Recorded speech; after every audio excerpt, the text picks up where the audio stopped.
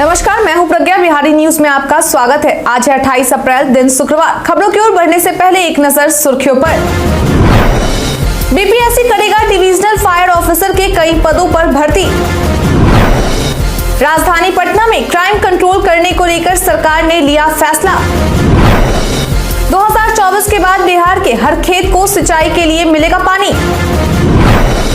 राज्य के 576 विद्यालयों पर आधारभूत संरचना में खर्च होंगे इतने करोड़। बिहार को मिला भवन निर्माण के क्षेत्र में विश्वकर्मा पुरस्कार। अब चलिए बढ़ते हैं बिहार के अब तक की 25 बड़ी खबरों की ओर विस्तार से।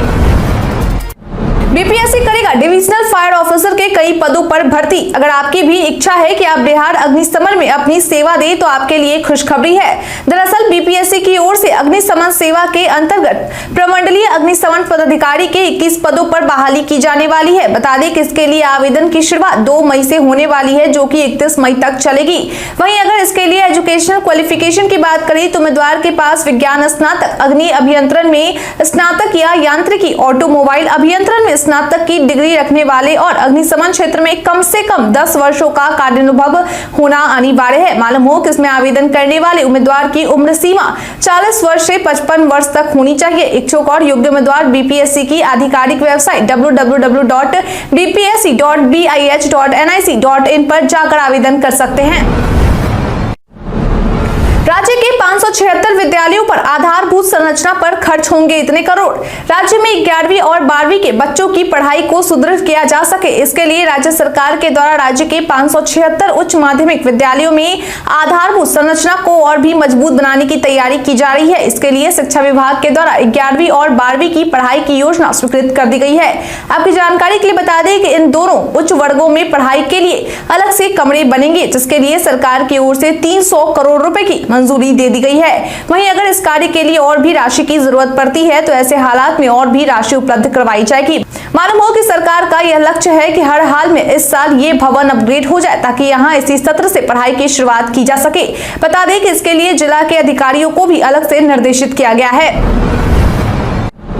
बिहारी बर्थडे स्पेशल में आज हम बात करेंगे महर्षि मेही के बारे में। महर्षि मेही परमहंस का जन्म आज ही के दिन 1885 में हुआ था। यह एक संत है जिन्हें नेपाल, भारत और अन्य विदेशी देशों में भी लोगों द्वारा व्यापक रूप से पूजा जाता है। उन्हें आमतौर पर गुरु महाराज के नाम से जाना जाता है। वे अखिल भारतीय संत मत सत्संग के गुरु थे। उन्होंने वेदों, मुख्य उपनिषदों, भगवद गीता, बाइबल, बौद्ध धर्म के विविध सूत्रों, कुरान का अध्ययन किया, संत साहित्य और इससे यह आकलन किया कि इन सभी में निहित आवश्यक शिक्षा एक ही है। उन्होंने मोक्ष पाने का एक और सबसे आसान तरीका बताया, फिर सत्संग और ध्यान है। मेही मुरादाबाद उत्तर प्रदेश के बाबा देवी साहब के प्रत्यक्ष शिष्य थे। उन्होंने 1909 में अकेले कम उम्र से और फिर बाबा देवी साहब के साथ अध्ययन किया। अपने शिक्षक के निर्देशानुसार मेही ने कई साल कटिहार जिले के मनिहारी में स्थित एक आश्रम में गहन ध्यान में बिताए।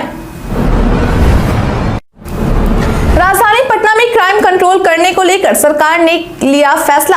बिहार की राजधानी पटना में क्राइम को कंट्रोल किया जा सके और पुलिस के कामों को पारदर्शिता लाया जा सके, इसके लिए डीजीपी आरएस भट्टी के द्वारा दिए गए निर्देश के बाद एक बड़ा फैसला लिया गया है। बता दें कि इस फैसले के तहत अब राजधानी पटना के सभी थानों में 2-2 थानाध्यक्ष की तैनाती की जाएगी। मालूम हो कि इसको लेकर पटना एसएसपी की ओर से आदेश जारी कर दिया गया है। वहीं राजधानी के सभी थानों में जिस दौरान थानाध्यक्ष मौजूद नहीं होंगे, उस समय उनकी गैर मौजूदगी में सभी जिम्मेदारी का निर्वहन थानों में तैनात एडिशनल एसएचओ के द्वारा किया जाएगा। इसके साथ ही अगर थाना में कोई व्यक्ति अपनी शिकायत लेकर आता है तो थानाध्यक्ष अनिवार्य रूप से आवेदन की रिसीविंग उपलब्ध करवाएंगे और अगर आवेदक केस दर्ज करवाता है तो उसे निःशुल्क एफआईआर की कॉपी उपलब्ध करवाई जाएगी। वहीं अगर किसी थानाध्यक्ष को लगता है कि तत्काल केस दर्ज नहीं किया जा सकता है तो उस बात की जानकारी थानाध्यक्ष के द्वारा आवेदक को दी जाएगी।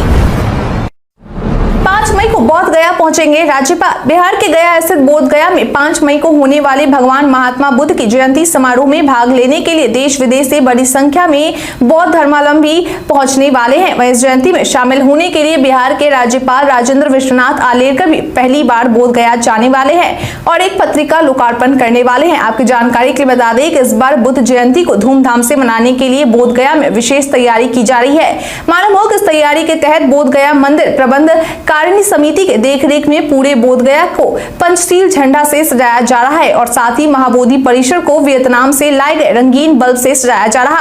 आपकी जानकारी के लिए बता दें कि मुख्य कार्यक्रम बोधि वृक्ष के नीचे आयोजित की जाएगी। वहीं 5 मई को सुबह 6:30 बजे 80 फीट बुद्ध मूर्ति से मंदिर तक बोधगया के विभिन्न स्कूलों के बच्चे और बौद्ध मत के लोग